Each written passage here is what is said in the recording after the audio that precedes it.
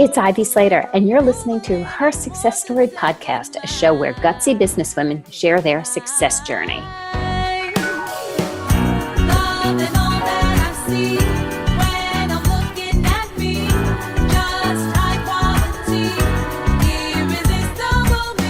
Hi, this is Ivy Slater.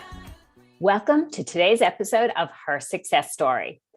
Excited to be with you today. It's the middle of April. We always think about this time as tax season, and in being a business owner, an entrepreneur, whatever you want to call it, for like 30 years now or more, if I wanted to actually count.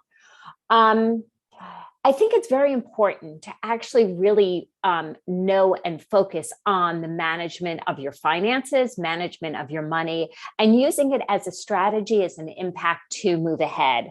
Recently, a colleague of mine sent out an email marketing promotion about something about finances and having several accounts.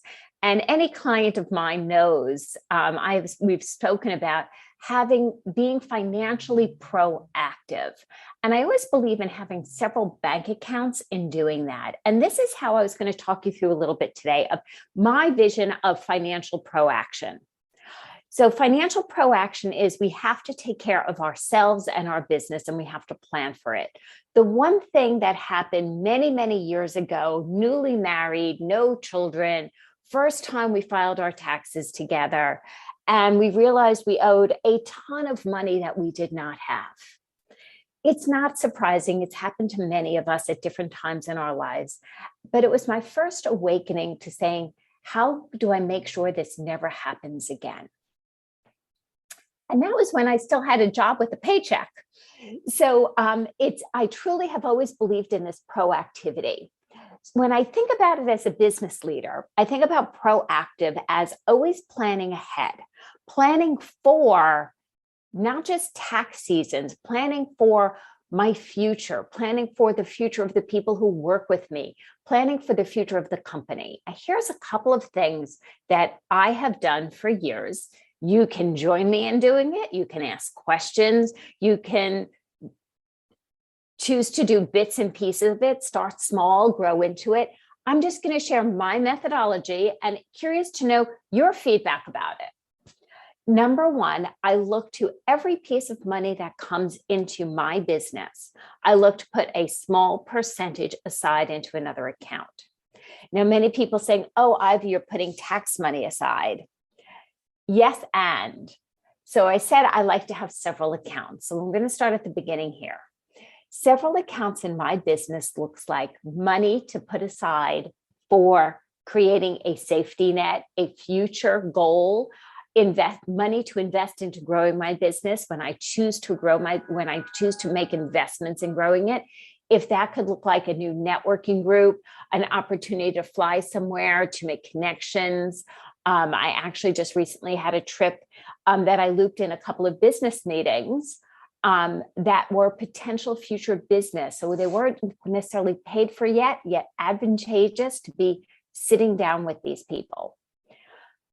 So I have that one account that is always about investing forward. Some companies believe, and some financial experts believe, you should have 3 to 6 months savings put aside as a business leader for a rainy day. All good stuff. Have a little percentage, every piece of money that comes in moving into that account.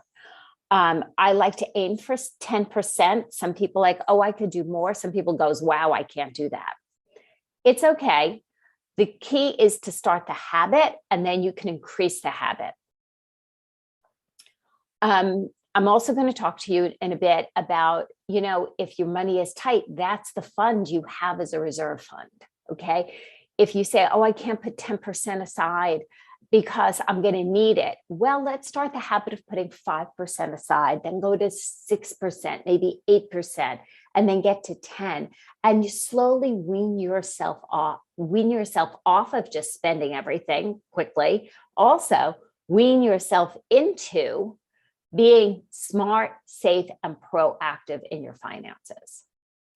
I believe your accountant is your right hand in growing a business. You must be speaking to your CFO, your accounting people, your bookkeeper. These are not conversations to have once, twice, or 3 times a year. It's conversations to stay in throughout the year. By doing that, you're able to actually then continue your planning. Gee, our sales after the first quarter are looking like this. We're already ahead from last year. Great, we already planned about doing this for taxes. Let's be a little aggressive and make sure this money is being put aside to be paid in. You never want to be stuck behind the 8 ball of growing a business, having great gains, and not being able to pay the taxes on it because you didn't plan. So you're hearing one account is a savings, one account is a tax account. My main account I refer to as my operating account. I have always believed in an operating account, what comes in goes through, okay? I'm a huge fan. If you've been listening to her success story for a while, I truly believe in Money Mondays and Financial Fridays. Money Mondays is the Mondays that I actually look at all the money coming into my business.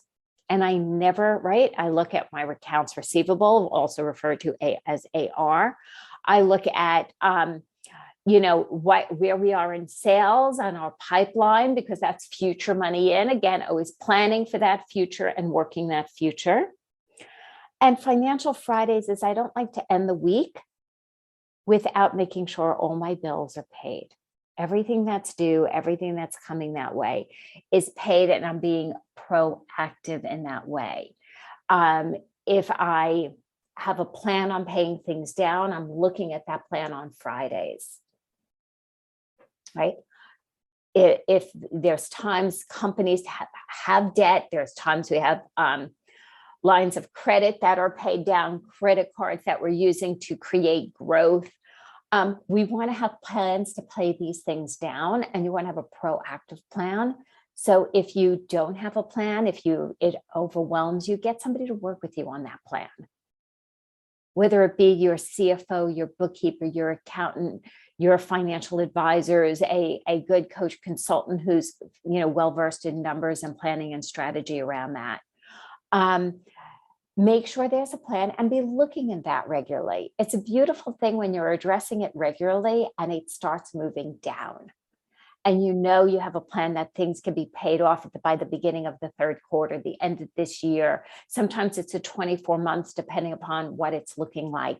Never let it overwhelm you. Look at the strategy, create the plan, and begin to execute, and use your Financial Fridays to touch base on that plan regularly. Most importantly, in looking at your financial growth, your financial future, is never let the numbers overwhelm you. If you're somebody who gets stifled with the numbers, work with somebody to create the habits to be doing it regularly. If it's a team member, if it's your bookkeeper, if it's your coach consultant, whoever that is to be in the conversation regularly and working you through it so it no longer becomes an overwhelming experience. We have to know if we are not looking at our numbers, we are leaving our organizations and ourselves vulnerable. Don't let that happen to you. So to sum this up, some of you who might be listening said, hey, I know what Ivy is talking about. She's talking about Mike Malkowitz, Profit First. I'm a huge fan of Mike's. I've seen him speak live. I've spoken to him. I've read his books, listened to it on audio. What he has to say is brilliant. If you want to follow that system, follow that system.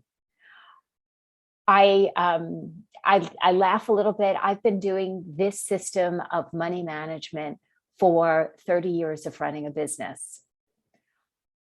I truly believe in it. It's before I knew of Profit First. It's just how I've run a business. I believe in knowing your numbers.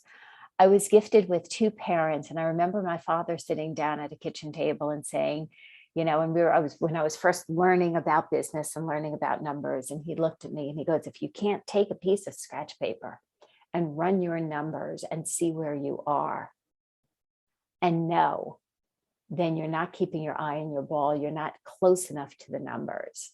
Yes, businesses get big, and sometimes you need more than a piece of scratch paper. And we're fortunate now in this day and age to have Excel and spreadsheets and QuickBooks and great resources. But look at that piece of paper, look at that information and embrace it and use it to create your strategy for growth for your organizations, your businesses, and most importantly, yourselves. Thanks for joining me here today at Her Success Story. Please feel free to leave a note, a comment below. Let me know your biggest takeaway from today. And of course, what action are you going to take with that? Remember to subscribe. And if this episode meant something to you, resonated with you, share that forward with somebody. Look forward to seeing you next week. We drop every Monday morning here at Her Success Story.